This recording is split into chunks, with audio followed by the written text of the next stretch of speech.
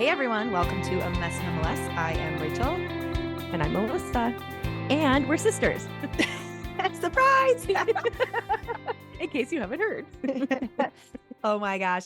All right. So you guys, I am such a mess this morning, and this is called A Mess Nonetheless. So I'm going to go ahead and share it. So instead of waking up at 6 like I was supposed to, I pseudo woke up at 7 and then got out of bed at 7:20 and then remembered, oh yeah, we're podcasting and I need to get the children out of the house. And I haven't done anything for myself this morning, like breakfast, food, getting myself ready. So I was like, I'm so sorry. Thankfully, my husband was here. I was like, because I need you to do everything. And he's like, yeah, I was kind of wondering, like, why isn't she getting out of bed? I was like, yeah, I don't know. I totally forgot we were podcasting. And then I'm like, well, I better eat some breakfast because I get super nauseous if I don't eat. And as I'm finishing my literal last bite, I'm remembering the moment podcasting is done this morning, I have someone coming to take my blood work and I was supposed to fast. No. So I texted For her more than an hour, I'm assuming. for 12 hours. Yeah. So I texted her. I'm like, sorry. Also, the worst part is, as per our texting thread, the last time she came over to do my blood work, I also forgot to fast and had to reschedule. Gosh. So if you ever think Rachel has it all together, she don't. I do not. Oh my gosh. And then I was like, I'm such a mess this morning. Melissa's like, why? I'm like, I'll tell you all about it after I press record. Yes. So I'm hearing all of this for the first time. So that's me. I'm a mess. Welcome to A Mess Nonetheless, where we don't pretend to have it together. That should have been our tagline. Yeah, exactly. Oh my gosh. We will make you feel good about your life. That's right. All right, Melissa, take us away. So first of all, I've been sick this week and I'm dragging. So if I sound, if I'm pausing and coughing a lot, that is why. I just told Rachel sometimes when I cough really hard, I like dry heave. So I'm really hoping that doesn't happen on camera because that's really gross to watch. So anyways, there you go. So today we are going to talk about, and Rachel's also getting over being sick. So we're good. If you can't see her, she's currently blowing her nose and digging in. Not digging in, just trying to get it all out. Probably the same thing, huh? Yeah. So we're going to talk about when we feel sorry for ourselves, because if you happen to see the reel that we made on Instagram, Melissa was so proud of herself for not feeling sorry for herself when God was doing really great things in my life. So while we celebrated what God was doing in my life, we celebrated her too. We did. And we were talking about how we've done a lot of podcasts kind of on things that like I have struggled with over the years, ways that God has really had to like right me. And this is an area that I have really not struggled with. So it's time to do some of Melissa's issues. So we get to celebrate Rachel being not having this issue. That's all. Right. We have to celebrate all the sides of things. Yeah. That's right. Not that I've never felt sorry for myself. It's just not like an ongoing issue in my life. Right. Exactly. Well, yeah, like most of the things we've talked about, it's not like I've never dealt with them. It's just not if it's not ongoing, you have less to say about it. So anyway, so we're going to be pausing and coughing a lot. So just forgive us on that. And I might forget to pause sometimes. Episode to watch us on YouTube. No. We are literally taking turns. I am in my pajamas. I barely even brushed my hair. So I just did not have it in me to do anything else. So anyways, Rachel at least has cute earrings on. Okay. So yes, feeling sorry for yourself. So that has been something that I have struggled with a lot in my life and it kind of comes from two different angles. One is I think that's just something I was born with, like the ability to feel sorry for myself. Mm-hmm. It's an ability. It's true. And I'll use two of my kids as an example. So one of my kids, when she hurts one of her siblings, she would sob and sob and sob and sob. And you would think, wow, she feels really bad. And if you say, tell me why you're crying, I just feel so bad for myself. Yes. One of my other kids, he's 5. And when he breaks something of mine or hurts someone on accident, he sobs and sobs and sobs. And you say, what? Tell me why you're crying. And I fully expect he's feeling sorry for himself. And he's like, I'm just so sad I broke your thing. I'm just so sad I hurt someone. It's literally like since they were itty bitty babies, they have each been born with these differences. Yeah. And I think that's you and I. Like I just wasn't someone who felt sorry for myself a ton growing up. I did the normal amount, but like, but my daughter who feels sorry for herself every time she hurts someone, that's like a special gift to be born with. It is a special gift. Air quotes. So I'm a 4. We've talked about the Enneagram a little bit. And I mean, I wing a really strong 3. So the older I get, the more I identify like right down the middle. It's interesting. I don't quite identify with a 4 the way I did when I was younger. But definitely part of being a 4 is literally they want what they don't have. Like, and it's not necessarily even like material things. It's like no matter what they have, it's really easy for us to feel like it's you have it better. And Someone and then else has it better. adding, huh? Like someone else has it better. Exactly. The Yeah. person next to you has it better. Mhm. And so and then adding to that in my adult life has not been seamless by any means. There's been especially financially, I've mentioned this before. My husband and I struggled a lot financially despite working really hard. And he was never even home because he worked so many hours to try to help make ends meet. And so then I had circumstances that lent to helping me feel sorry for Yeah. myself even more. And I'm And sure God totally had plans in using those circumstances to get this absolutely. issue under control. Yes. And so if you are a person that finds yourself feeling sorry for yourself, and it can look so many ways, it can be material things like for years, Bill and I lived in a tiny little house. And I've told you this before. It's not a tiny house, not the trendy tiny house. It was just a really small house. And it Not an was so, on purpose. We no, chose to go tiny. sorry for my coughing. Oh, good. We So both muted to cough at the same yes. time. Yeah. So that awkward pause, we couldn't help that. So anyway, so like it was so small that every time we would have another baby, people would literally everyone would say, "So are you moving now?" And we're like, "Nope." And they're like, "Oh, you're not, huh?" And we're like, "Nope, we're We're gonna staying stay here." in this tiny It house. had 3 little bedrooms. Like the master bedroom, quote unquote master bedroom, was very small, was not really a master at all. And No, it was barely like a kid's room. exactly. Yep. And the closets were tiny. Our bathroom was tiny. Like two adults really had a hard time standing in there at the same time.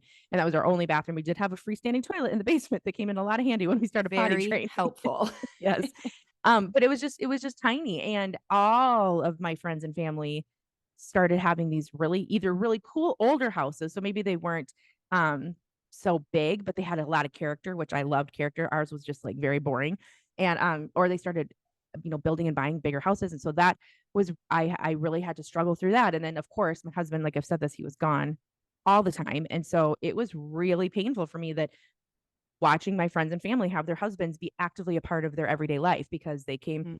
home at night Well, and they and got because to they help parent. had more money, they could go on vacations and they could take more time off and things like that. Yep. Or they had a job where it allowed time off. Like for There Bill was to take time off meant no getting paid. And when you were barely making ends meet, that's not an correct. option. Yeah, there Yeah. was a few times over the years where he would take a week off and it took us 6 months easily to recover because we had to, or took 6 months to prepare, probably both. It's kind of like it took a year from both Right. ends to be able to take that week off. So it was very, very, it wasn't even super enjoyable because it was stressful because he didn't get paid vacation or anything. And then there was many times, at least 3 times that I can remember off the top of my head where I watched people's kids while they went on a couple's vacation for a week. And that was, I had to really work through not feeling sorry for myself because I'm like, okay, yep, you get to go off and be by yourself and I'll just watch your kids. Like, and of course I loved everyone. I loved the kids like they were my nieces and nephews or they were my friends' kids. And so of course I loved them. But I definitely had a lot of opportunity to be faced with circumstances that allowed for me to naturally feel sorry for myself. And I don't know if you feel sorry for yourself, but it is a terrible feeling. Like it is just gross. You feel sick to your stomach. You just feel sad, nothing. And it's really, really, really hard to see the good when you feel sorry for yourself. Right. Um, Well, and and feeling sorry for yourself is naturally also comparing. mhm, So you're comparing yourself and then you're mhm, feeling sorry for yourself. So it's like a yep, twofold because comparing is I have dealt with that. yeah, And that is a very gross feeling. But feeling mhm, sorry for yourself is like the next level of comparing, right? mhm. Wouldn't you say? Probably that would probably make sense. Because you're Yeah, not I've never. just comparing, you're also feeling sorry And for now it's yourself. like sinking you. Yeah, because Yes. of Yeah. what it's quote unquote making you feel like. Obviously nothing can make us feel anything. We get a choice over that, Right. which is that is where we're going to go with this is that Mhm. the I got to a place where I was like, okay, Lord, I don't know what to do with this because my life isn't changing. My circumstances aren't changing. And I mean, I'm sure I felt sorry for myself as a kid. I don't remember it as much. Like when you talk about the one who automatically feels sorry Yeah. for herself, when I don't remember that so much. I'm sure I did. Well, and But I we're just, over 5 years apart. So like you're yeah. older So than me. I wouldn't remember that if you did. So no, where's mother exactly. when we need her? Yeah, She only mom, remembers the hello. good things about us That's growing up. true. She probably wouldn't even remember that anyway. And Bless her. and so sorry, hold on. Talk, Rachel. Oh, Oh, I was muting too. Toilet paper in hand. I'm ready to go. Melissa came to Arizona and got my cold. Yes. And it took a while to set in, but it oh hit my me gosh. hard. And it's taking forever to get over it. It's like, Yeah. why is this never ending? Yeah. I'm gonna mute. Okay, mute. It's your turn. We have to tag team muting. Well, and my adrenals have just been tanked. I've been working on getting them healthy and restored. And I actually just saw my hormone doctor yesterday. And I said, every time I get a cold, it takes me down for like a week. Like I can't get out of bed. It's not even just like, oh, I don't feel good. It's like I'm in bed. And she's like, that's because of your adrenals. She's like, when they get healthy, everything won't take you down quite that way. So anyways. I just coughed and gagged. So I do it too. Nice. At least you have that big thing covering your mouth. I know. I really do. I did. I don't think if anyone's watching on YouTube, they would have seen it because I kind of leaned over like, yeah. So it was when I started being a mom, I don't even think my kids were old enough to start looking like they were feeling sorry for themselves, because it's really unattractive to see your kids feel sorry for themselves. Like, it makes me go crazy. It's like probably the thing that like makes me mad the most when I watch my kids feel sorry. So especially when it's over stupid things, like things that are you kidding me? You have a great life. And thankfully I don't have, my kids don't feel, for the most part, my kids don't feel sorry for, they didn't get a ton of that from me, but there's two that get it a little bit. And anyways, they're working on it. Anyways, so basically when I started having kids, you become very self-aware when you start being a parent. Like, there's things that you just don't even notice before. And, or you get serious about things like, okay, what kind of parent do I want to be at? What do I want to teach my kids? What example do I want to set for them? Yeah. And I did not want to set, feeling sorry for myself. And so, but I didn't really know how to stop, because things, like I said, my circumstances legitimately were harder than a lot of the people around me, not having my husband around, struggling to when Rachel says we couldn't go on vacation, we could barely go on a coffee date. Like, we really didn't have any money. And so that was really hard. And so one of the biggest things I know Rachel has verses written up on the computer, but I'm going to look at my phone because that's just easier for me. I just lost it. Oh, you're just explaining why your phone is why my phone is in my face. He's just gonna check a text quick. But to be clear, I'm gonna pause. He's not checking our email. Neither am I. Oh my gosh. If you didn't hear one episode, I realized as she was like, you can email us that, I was like, no one checks that email. And I was like, I pulled my phone up. I was like, I better check. I was like, oh, good. In months, we apparently haven't got any emails. Thankfully, people reach out to us through social media. All the other ways. Yeah, exactly. So now I'm like, don't email us. So when I started trying to figure out how to stop feeling sorry for myself, I started talking to God about it, and he started bringing me all sorts of verses. I mean, the Bible really is full of verses that help you figure out how to curb this thought process, or why you want to curb this thought process. And so one of them, Romans, is one of my favorite books. Can we pause? I love that you said, when I started talking to God about it, he started bringing me verses. Because a lot of people, we just, whatever our circumstances are, we just sit in them and we just sit in them and we stay in them. But you started talking to God about it, saying, I don't want to be this way. And when we start saying to God, I don't want to be this way, he is faithful to provide. Now, it doesn't mean a verse is going to show up in your head. You might need to get in your Bible. But for sure you have to get in your Bible, but it is amazing when you open that door to God, that communication to God, and tell him, because I promise you, he didn't want me to feel sorry for myself either. He was like, oh, Melissa, I created you for so much better than that. Oh, I know. I made you for more. I know, exactly. And watching me have a hard time even recognizing the gifts in my life, because I was so overwhelmed with the things that were hard. Right. It had to have been so painful for him, because as a parent, that is so painful to watch my kids when they're not thankful for things, when they don't see, you don't want to give them more. Right. Exactly. That is true too. Yeah. And so anyway, so Romans says not only, it says we need to rejoice in our sufferings. Okay. Let's just stop right there. I hated this verse for years, but it came to me all the time. When I say God started bringing me Bible verses, he would bring them to me on repeat. Like, it's like everywhere I went, everything I would open, the same types of verses were speaking to me, because that's what he does. He's like, oh, you want to change in this area of your life? I'm just going to keep showing. It just shows up when we ask him to start, like a little spiritual pelting of the same truths. I think he's got a little gun. Anyway, so it says rejoice in our sufferings, knowing that suffering produces endurance, and endurance produces character, and character produces hope, and hope does not put us to shame, because God's love has been poured into our hearts through the Holy Spirit who has given to us. So the reason this started helping me is because I had to change my mindset to even be grateful for my suffering. Like I had to start being grateful. I had to rejoice in it. Which meant I had to start, for me, that meant I had to start being grateful.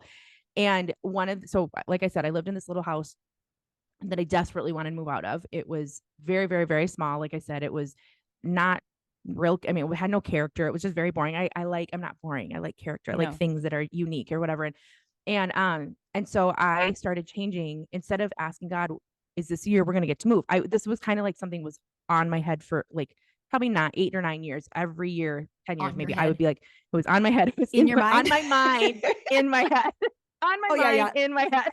On my mind. Yeah. I said in my mind, but yeah, I guess both work. They're both wrong. Okay. They're both wrong. So I would on the regular just be like, is this the year we get to move? Is this the year I don't have to live in a tiny house anymore that isn't trendy at all? I just really feel like I need to clarify that every time I say tiny house. When I used to say tiny, there weren't tiny houses. So it was just normal to say. You should just say it was a small house. I know, but I just am used to saying tiny house. Yeah. So I stopped asking that question and I started instead looking at my house as a gift. And I started looking at it as that I was so grateful that we had a house that wasn't very expensive to live in because we didn't make a lot of money. And so our house payment wasn't overly stressful. Bigger house payment. Yep, exactly. And I started looking at the fact that I didn't have the energy to hardly clean the one bathroom we had. So I was actually really grateful I didn't have more than one bathroom because I don't think they would ever be clean because they wouldn't have had the energy. And my kids were too little to like really help at that time clean. Bigger house would bring in different kinds of overwhelm. Yep, exactly. And thankfully I am a really, really thrifty shopper. I'm really good at finding good deals. And so I started focusing on that. I was grateful that God gave me that gift and that desire that it doesn't overwhelm me to go to a thrift store and search for the right thing. It makes like an adventure. It gets exciting because I know a lot of people, they can't even stand TJ Maxx because it feels overwhelming. And I'm like, TJ Maxx, like it's like my place. And TJ Maxx is like heaven. It's like heaven. Especially if it's attached to a Home Goods. Yes, exactly. And then, I loved garage selling. My kids and I would go garage selling so Thursdays used to be like the big garage sale day around here. And I would save up about $100 or $50 or $30, however much money I could get my hands on cash. I would pack our lunches the night before. And we had like this rhythm. They each got $1 every time we went garage selling and they could spend it however they wanted, which $1 can go quite far when you're garage selling. Exactly. Sometimes you get a lot of crap for $1. Exactly, you can. And sometimes they would buy one thing for that $1 and sometimes they would get 2 or 3 things. And then they'd have their lunches and I'd have my coffee and they would get out with me like the first many stops and then they'd start getting tired. So they'd stay in the car while I'd get out and they would play with their new toys or take a nap. Yeah. And you'd come to Eau Claire. We were 2 hours away and we'd go garage selling together or Chicago. When I lived in Chicago, it was like an outing when you don't have a lot of money, which I didn't at that time either. Yeah. It was something to do that we enjoyed. And it didn't, other than that you were buying items, it didn't cost any money. Right. And I was buying items that were necessary. Like they were things like I would make a list of okay, so Ella has this shirt, but she has no bottoms to wear with it. So I'm looking for bottoms for this shirt or, Tate needs these kind of shoes and, God would always blow me away because I would always find the things I was looking for. Like it was really amazing. And so I started being grateful that I had these times with my kids because if I had the money just to go shopping, I probably wouldn't have done especially my older kids, like that is a good memory in their mind. Like they remember us garage selling and how much fun it was. And and so instead of feeling sorry for myself that I had to go garage selling to provide, I started being grateful that it provided memories and that I was good at it and I enjoyed it. And so I just started changing my thought process about everything. And in fact, we for several years had these boards in our house. Like my intention was to frame them. I never did, but I have them still, like canvas boards or whatever, that we would once a week sit down as a family. I mean, my kids couldn't quite write yet, so they would tell Bill and I, and we'd write for them, but we'd say things we were grateful for that week. Because it became so important to me that I instilled gratitude in my kids. And I'm totally getting choked up. Why do I get choked up about the weirdest things? It's so weird. I love it. It shows how much it meant to you to not stay in this place. Yeah. Yeah. And it's beautiful. Show the emotion, girl. And so it just became really important to me that they did not watch me feeling sorry for myself. And so one of the things our kids have talked about is that they didn't realize that we didn't have money when they were younger. Like that isn't if they know, it's only because we've shared it with, like, it's something we've Mhm. processed through with them as we have been grateful as things have changed. And we talk about, oh my Right. gosh, we cannot believe that we can do this because for so many years we could not do this. And so, Mhm. like, in the hopes of helping them see how God has, you know, blessed us in different ways, we've shared, how things have changed or whatever. So then they know, but they'll talk about, they're like, we had no idea. They had no idea how little, like, and so we would do things for birthday gifts. I would, like, I would ask for memberships to like museums and to like the zoo for each of our kids for birthday gifts from grandparents instead of toys and stuff, Yep. because then that would give us a whole year of adventure. And I Yes. started focusing on being grateful for that and said, because Mhm. it's when you can't provide much extra for your family, it's really easy, that's a gross feeling. Like, it is hard when you're like, especially when you watch other people being able to provide vacations for their family and you can't even, provide, like, you barely, like, provide gas money to drive to the cities, because you're an hour away or whatever. And so I just started helping things change in my life that made me feel grateful. And so those are just a lot of examples. Well, And and then that time in your life absolutely produced character and hope. And yeah, like you are more Christ-like as a result of that time. Like I see right. that. And your Yeah. kids are more Christ-like as a result of what you taught them. Like your kids have paid for a lot of their things or portions of it. Like if they're Mhm. going to go to prom, it's like they have their Yep. portion, you have your portion. Mhm. And it's funny because we do the same kind of thing, but you taught them that because you couldn't afford to give them Mhm. all of it. And that Mhm. was hard for you. And I'm like, yeah, but I'm teaching my kids the same thing because I want them to have skin in the game. Yeah. And your kids didn't see, oh, mom and dad couldn't afford it. And my kids aren't like, mom and dad can afford it. They are just Yeah. like, This this is is part of just being responsible. part of being responsible. And I Mhm. have never once heard your kids complain ever about having to pay for their portion. In fact, my kids Mhm. either, like they actually Mhm. really don't. It's like we just instilled in them, like, oh, how much are you going to put towards this? You want a Yeah. yearbook? Like, what's your portion? Mhm. Like, Yep. that's just how much do you want it? And so I have loved watching this because your kids are very grateful and they have Mhm. never, I have never seen them once complain about what you couldn't give them. I've never, Yeah. like you said, they probably didn't even know that you Yeah. couldn't give them things. Yeah. I mean, and your kids grew up going to on lake vacations, and that's a big Mhm. deal in Yep. Minnesota to get to go on lake vacations. And I know that's something you focused on being grateful for that. Oh, so yeah, Rachel's talking. We would go stay at my in-laws. My in-laws Right. live on a lake, and so we had a free place to go stay. Mhm. And Bill and I were just talking about this the other day because our kids loved it. Like they cannot wait. Like we normally now go up for like an extended period of time over the 4th of July with my in-law, my sister-in-law and her family, and it's a blast. We have such a good time.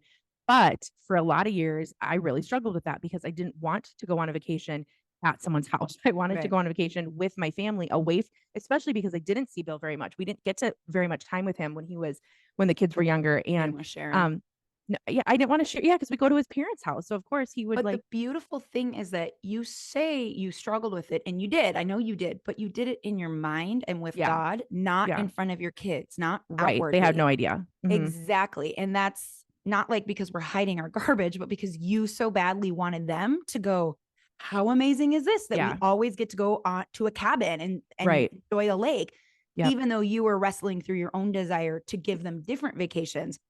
Your kids could have grown up resenting that place and being like, Right. oh, we never get to go to Disney World. We never get to do this. We never get to Yeah. go on.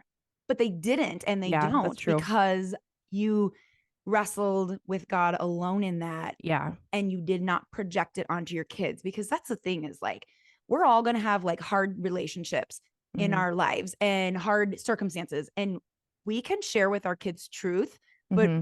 that truth needs to be acknowledging our own issue in it. Right. So, like, Right. if I have a struggle with, like, I have struggled for a lot of years with one of our brothers, and we're in Hmm. an amazing place. And he would say that, yes, we've struggled. He's processed that struggle with some of his Hmm. kids, but we both desired to do it in a way where it never turned our kids against the other person. Right. So I would say, he hurt me in this, but I know I hurt him in this. Right. And it's Yeah. like, so you wouldn't, if you were to ever acknowledge, I wish I could take you on vacation, but I'm so grateful for now, Yeah. right? Like, I don't know that you even Yeah. said, I wish I could take you on another vacation, but if you Yeah. did, you would have covered it in, but also this is what I'm grateful for. And I just Yeah. love that. Thank you. Thank you. Well, so this is another verse that was such a lifeline for me at this point in my life, especially. I mean, it still is, but rejoice always, pray without ceasing, give thanks in all circumstances. That makes me choke up too.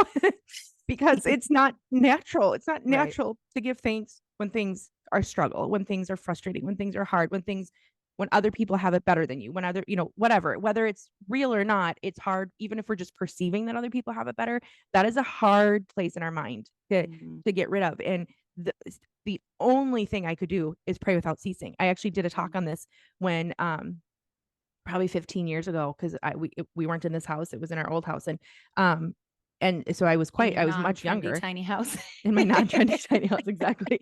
I was trying to place how old I was. I was probably 30, so I was quite a bit younger than I am now. But I had our pastor asked me to speak at something at our church about praying without ceasing. Like somehow he knew that about my life, that was just like an all thing, something that I would do. And for me, praying without ceasing means I'm just kind of always talking to God in the back of my head. Like anytime I'm having a hard conflict conversation, I'm talking to God throughout the process. Like, okay, Lord, you need to show me how to handle this. Please be here. Sometimes I'm just saying his name, Jesus, Jesus, Jesus. But what would happen is that the reason this started changing so much of the way I was thinking and processing is because I didn't love grumbling to God all the time. Like it felt yucky just being grumbly at him. And so when my mind was focused on talking to him, it was I started being held accountable in my mind about grumbling, because it's so easy to grumble in your head, right? Think about all those yucky conversations we have within our head just because. So maybe people don't even know that we're grumbly, but we know. And obviously God knows whether I'm talking to him or not. He knows. Right. But when I was aiming my focus at him, it started I was like, ooh, I want to change that. Yeah. And so then I would be honest with him. I would be like, Lord, this is really sucky that I am watching my sister's kids or my brother's kids while they're going to Mexico. Like I want to go to Mexico, and then I'd be like, but I'm so thankful that I get to have time with my nieces and nephews. Like I am thankful that my brother or my sister gets to go on this vacation with their spouse. Like I would start telling him how I was thankful for the things that other people had that I didn't have. Like I started praying for other people. Like I would pray for your time away. I would pray, just lots of different things. And so if you feel sorry for yourself, and if it feels like it's suffocating you, and if you feel, I guess the thing that I would challenge you on is, it doesn't really matter if you deserve, quote unquote, to feel sorry for yourself or not. You need to move out of that, because it's going to change your entire life. Like, because you could sit here and be like, but Melissa, you don't understand. This is why I feel sorry for myself, or this is why. And it doesn't really matter if I understand or not. That's my point, is that it didn't really matter that maybe my circumstances were a little less than ideal at times during especially this specific time that I'm talking about in my life. It didn't matter. I was having a worse quality life because of what I was allowing to stay in my mind. Yes. It was changing everything about my life. And we talked about mindset with Hannah recently. And it's so true. So this is your challenge. This is the biggest pointed challenge I've ever seen on this podcast. You need to move out of feeling sorry for yourself. You got to pack up and move out. Put a for sale sign on that non-trendy tiny place that you're living of feeling sorry for yourself, and get out of there. Yeah, exactly. I don't want this. Say to God, I don't want to be this way anymore. Make it like Melissa. Show me what you want. You've got, okay. So the other part of that verse in 1 Thessalonians, rejoice always, pray continually, and give thanks in all understanding, is, for this is God's will for you in Christ Jesus. This is what he wants for you. He does not want you to lament always. Lamenting is allowed in our relationship with God, but not as a constant.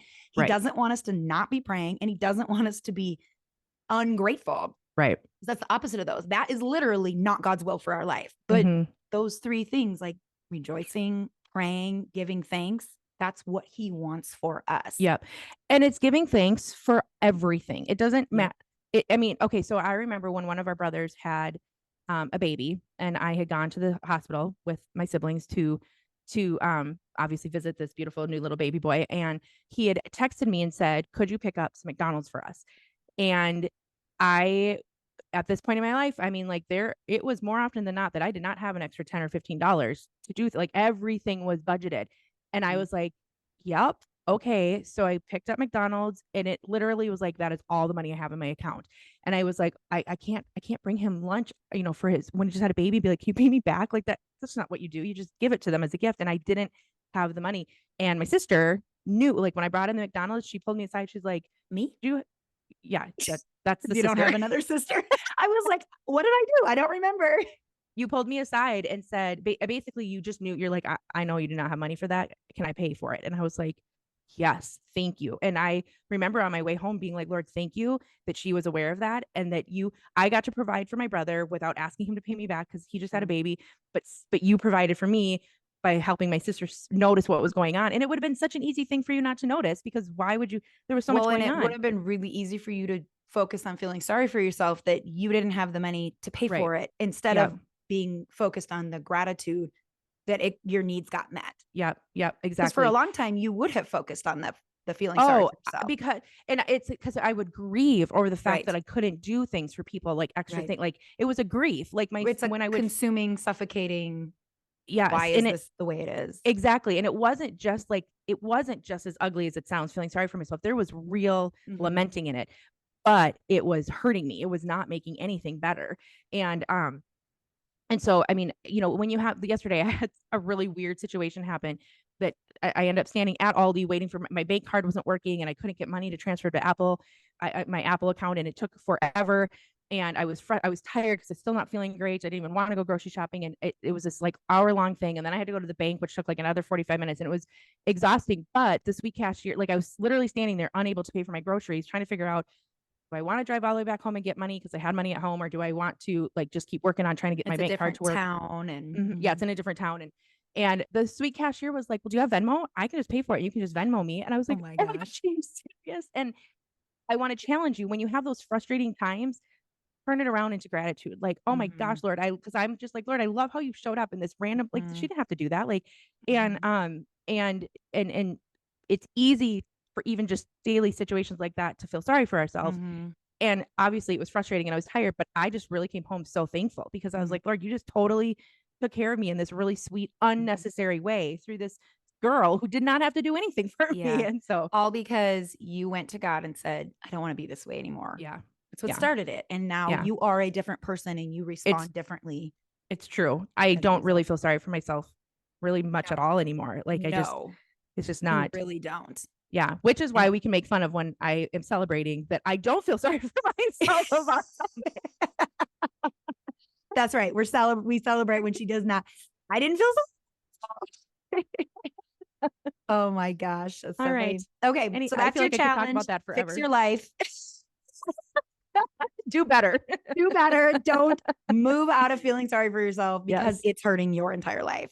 Yes, it is. It's hurting your relationships too, but it's hurting you ultimately.